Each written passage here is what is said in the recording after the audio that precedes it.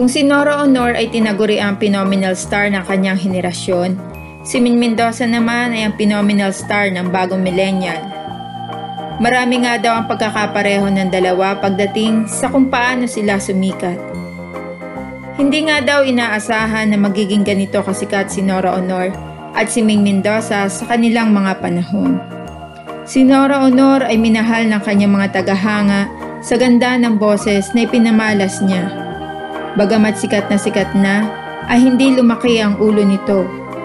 Kahit gaano kasikat ay simple pa rin siya. Tila nakatapak pa din ang mga paa sa lupa.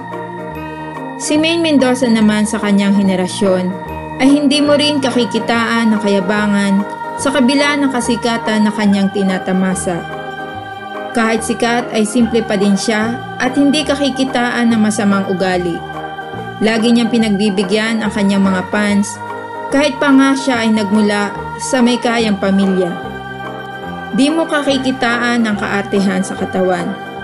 Maging sa araw-araw na paglabas niya sa EB, ay bubungad sa iyo ang isang masiyahing Maine. Ang Maine na laging nakatawa, na nagpapasaya sa tanghalian ng mga nanonood sa kanya.